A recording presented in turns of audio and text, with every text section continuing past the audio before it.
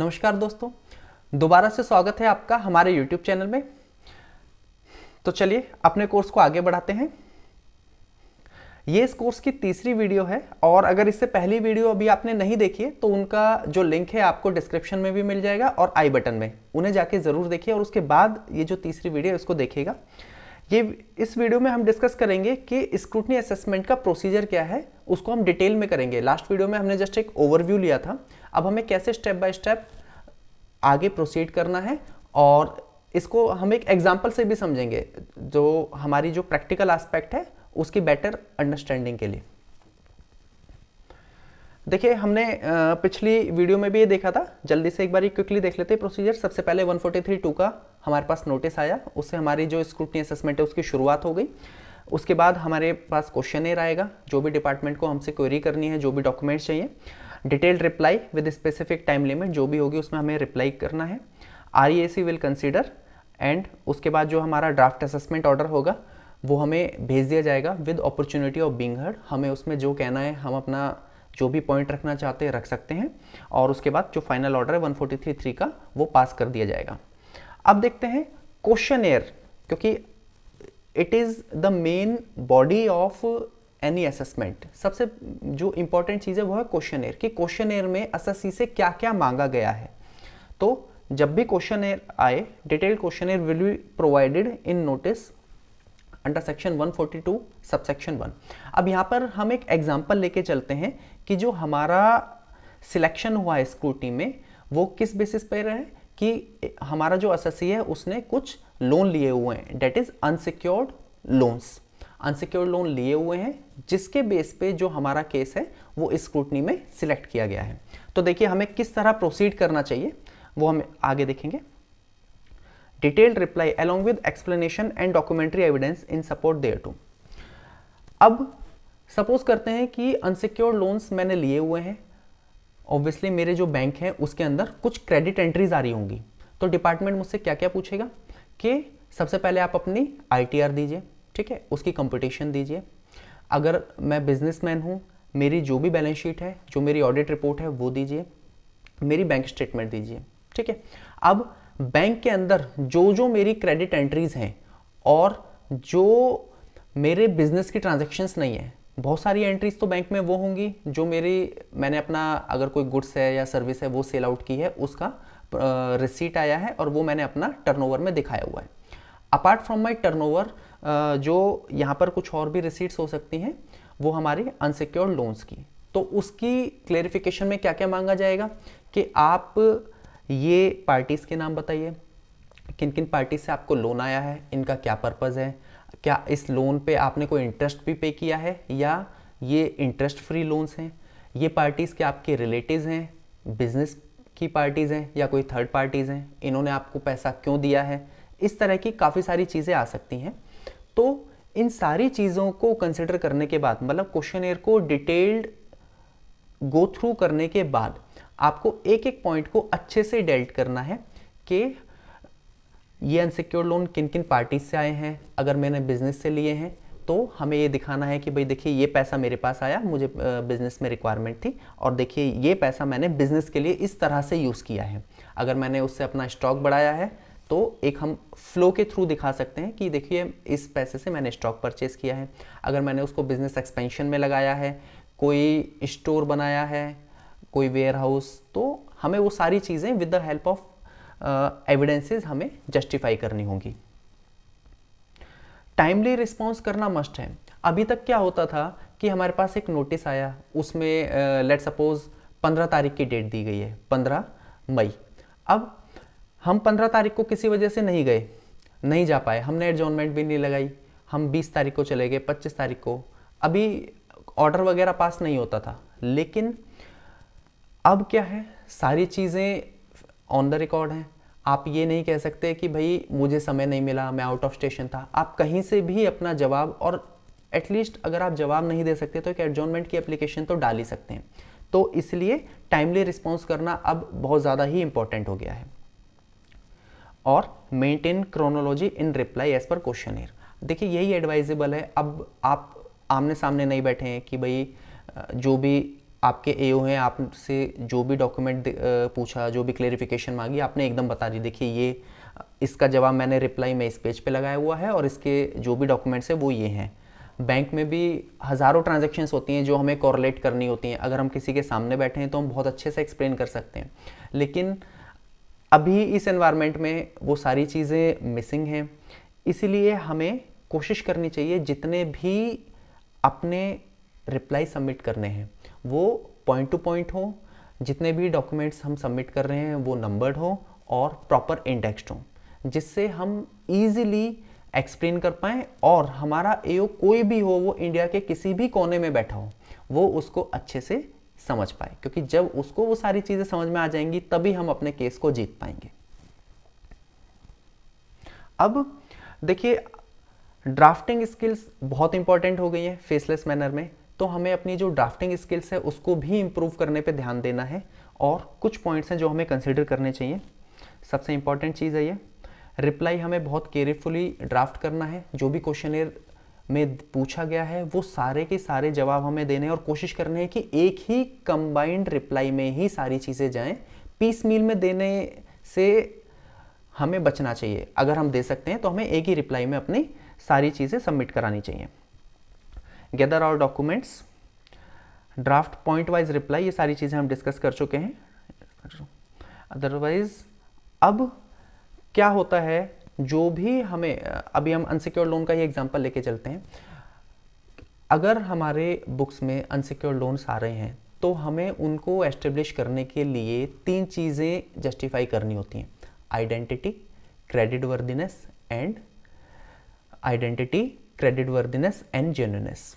तो आइडेंटिटी कैसे होगी? जिन पार्टीज से हमने लोन लिया है वो फेक पार्टीज नहीं है, उनका पैन नंबर, उनका आधार नंबर, वो अगर आईटीआर भरते हैं तो उनके आईटीआर की कॉपी, उस पर्टिकुलर असेसमेंट ईयर की जिस ईयर का हमारा केस लगा हुआ है। जेन्युइननेस की, ये ट्रांजैक्शन जेन्युइन है। देखिए, सामने वाले ने मुझे पैसा दिया और मैंने उस पैसे को अपने बिजनेस में लगाया, या मैंने जिस काम के लिए पैसा लिया था उस काम के लिए लगाया, और आज की डेट में, क्योंकि केस तो हो सकता है आपका 2 साल 3 साल पहले का चल रहा हो और केस तो आज चल रहा है, आज की डेट में मैंने विद इंटरेस्ट वो पैसा पार्टी को रिटर्न भी कर दिया है। तो ये हमारी जेन्युइननेस को प्रूव करती है ट्रांजैक्शन को।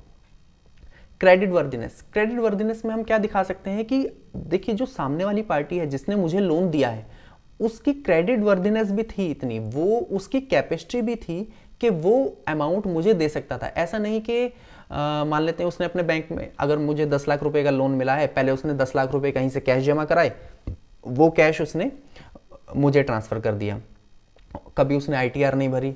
तो अगर 10 लाख देने की उसकी ही पोजीशन नहीं है तो वो मुझे कैसे देगा? तो यहाँ पर जो क्रेडिट वर्दीनेस है वो भी हमें प्रूव करनी होती है। तो ये सारी चीज़ों को प्रूव करने के लिए, एस्टेब्लिश करने के लिए हमें जितने भी मैक्सिमम टू मैक्सिमम एविडेंसेस हम इकट्ठे कर सकते हैं और लगा सकते हैं, वो सारे एओ को सबमिट करने चाहिए। हमें इस चीज़ का वेट नहीं करना है कि भाई अभी तो हमसे मांगा ही नहीं गई, अभी तो हमसे ये सिर्फ 4 चीज़ें मांगी गई हैं, ये 4 हम सबमिट करा रहे हैं, बाकी चीज़ें जब मांगी जाएंगी हम तब सबमिट करा देंगे। देखिए, यहाँ कोई दूसरा चांस आपको मिले ना मिले, तो इसलिए आपको पहले से ही मैक्सिमम चीज़ें रिकॉर्ड पे लाके सबमिट करा देनी है अपने केस को अच्छे से एस्टेब्लिश करने के लिए।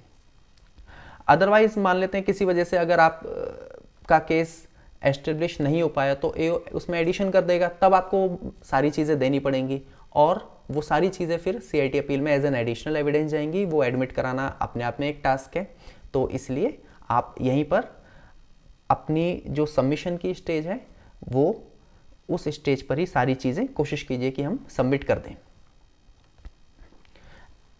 अब एक बहुत चीज़ आती है कि हम मेरिट पे तो सारी चीज़ें सबमिट करें, इसके अलावा जो भी लीगल पॉइंट्स हैं, जो भी हमारे जुडिशियल प्रोनाउंसमेंट्स हैं हमारे फेवर में, एसएससी के फेवर में, वो ज़रूर कोट करनी चाहिए। जैसे आपने मान लेते हैं कि अनसिक्योर्ड लोन्स में तीनों चीज़ें, आइडेंटिटी, क्रेडिट वर्दीनेस, जेन्युइननेस, तीनों चीज़ों के सपोर्ट में जितने भी डॉक्यूमेंटेशन आपके पास बनते हैं आपने दे दी, तो आपको इसके रिलेवेंट जो भी रिलेवेंट जजमेंट्स है वो भी कोट करनी चाहिए। देखिए, इन केसेस में भी क्या हुआ कि ये सारी चीज़ें दे दी और उसके बाद जो मेरी ट्रांजैक्शन है, जो मेरी लोन है, उसको डिपार्टमेंट ने अलाउ कर दिया, जुडिशरी ने अलाउ कर दिया, तो आप भी इन सारी चीज़ों को फॉलो करते हुए मुझे रिलीफ दीजिए, मेरी कोई एडिशन मत कीजिए।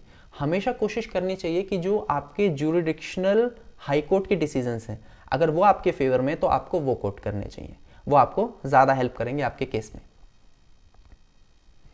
और एक्यूरेसी ऑफ फैक्ट्स मेंटेन रखने चाहिए। ऐसा नहीं है कि इस बार आपने कह दिया कि भाई मुझे अनसिक्योर्ड लोन है, अगली बार कह दें नहीं ये तो उसने मुझे गिफ्ट दिया था, ये लोन नहीं है, तो ये चीज़ें आपको आपके केस को डैमेज कर सकती हैं, इसलिए इन सब चीज़ों का ध्यान रखना चाहिए। अब एक एग्जांपल और लेते हैं, ये अनसिक्योर्ड लोन का हमने डिस्कस कर लिया है। मान लेते हैं आपका जो केस है वो कैश डिपॉजिट के बेस पे लगा है। अब आपके पास लोन नहीं आया, आपके अकाउंट में कैश डिपॉजिट हुआ है।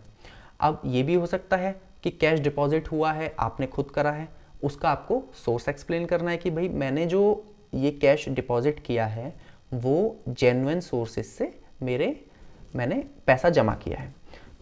तो वो क्या क्या हो सकते हैं? Cash deposit is out of business, कि मैंने अपना बिजनेस में जो भी प्रोडक्ट है, जो भी सर्विस है वो सेल करी, उसको सेल करने से मुझे जो भी आया मैंने वो अपना बैंक में जमा कर दिया। विड्रॉल्स रीडिपॉजिट हो सकता है कि आपने बैंक से पैसा निकाला किसी काम के लिए, वो काम नहीं बन पाया, तो जो मेरे कैश इन हैंड था वो मैंने अपने बैंक में जमा करा दिया। या पास्ट सेविंग्स हो सकती हैं, पुरानी सेविंग आपके पास पड़ी हुई थी वो आपने अपने बैंक में जमा करा दी, किसी ने कोई गिफ्ट दिया वो बैंक में जमा करा दिया, कोई फैमिली सेटलमेंट से आपको पैसा मिला कैश में वो आपने जमा करा दिया, या कोई आपकी एग्रीकल्चर इनकम है। तो आपको अपने टैक्स प्रोफेशनल के साथ बैठ के अपने केस को अच्छे से डिस्कस करना चाहिए, उनको सारी चीज़ें बतानी चाहिए कि भाई ये सोर्स है, ये बैंक में पैसा आया या कैश जमा हुआ तो ये यहाँ से आया, और उसके बाद अपने केस को प्लान करके ही आपको जितने भी रिप्लाईज हैं वो सबमिट करने चाहिए। इसके बाद इन सारी चीज़ों को कंसिडर करने के बाद जो भी आपके असेसिंग ऑफिसर होंगे वो आपका ऑर्डर पास करेंगे, और ऑर्डर वही है, अगर वो सेटिस्फाई है तो आपको नील एडिशन होगी और जो डिमांड है ज़ीरो डिमांड का ऑर्डर पास हो जाएगा। अगर वो सेटिस्फाई नहीं है आपको ड्राफ्ट असेसमेंट ऑर्डर भेजेंगे, उसके अंदर वो प्रपोज्ड एडिशन भेज सकते हैं कि भाई इतने की एडिशन हमारे हिसाब से बनती है, आपको फाइनल अपॉर्चुनिटी दी जा रही है। एटलीस्ट अगर आप पहले कोई डॉक्यूमेंट सबमिट नहीं कर पाए और आपके पास ड्राफ्ट असेसमेंट ऑर्डर आ गया, आप सारी चीज़ें वो सबमिट कीजिए जो आप और कर सकते हैं। अब अगर आपको लग गया कि भाई अब तो एडिशन होनी ही होनी है, तो एटलीस्ट अगर आप फर्दर अपील करेंगे तो उसके लिए तो आपको केस रेडी कर लेना चाहिए ना।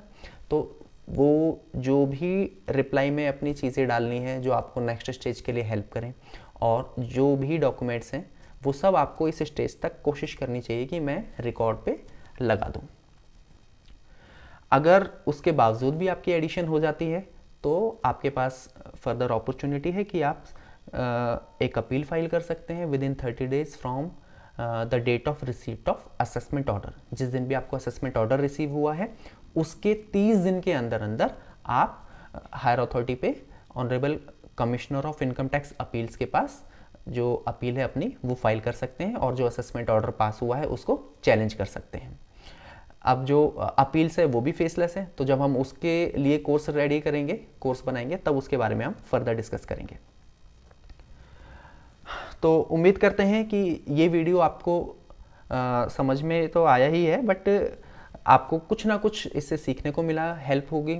तो इस वीडियो को अगर आपको अच्छा लगा तो ज़्यादा से ज़्यादा शेयर्स कीजिए, और जो नीडी हैं लोग जो अपनी असेसमेंट करना चाहते हैं उनके लिए ये बहुत हेल्पफुल रहेगा। इसके बाद अगर आपकी और कोई क्वेरीज हैं तो आप हमें मेल कर सकते हैं, आप हमारी वेबसाइट पे भी विजिट कर सकते हैं, हम आपका पूरा सपोर्ट करेंगे। एंड थैंक्स फॉर वॉचिंग, बने रहिए हमारे साथ। नेक्स्ट वीडियो में हम लाइव डेमो देखेंगे कि हम कैसे ऑनलाइन इनकम टैक्स के पोर्टल पे जाके सारी चीज़ें फाइल कर सकते हैं, रिप्लाई फाइल कर सकते हैं, और कैसे कैसे प्रोसीडिंग्स होती हैं, कैसे ऑर्डर आते हैं। तो थैंक्स फॉर वॉचिंग।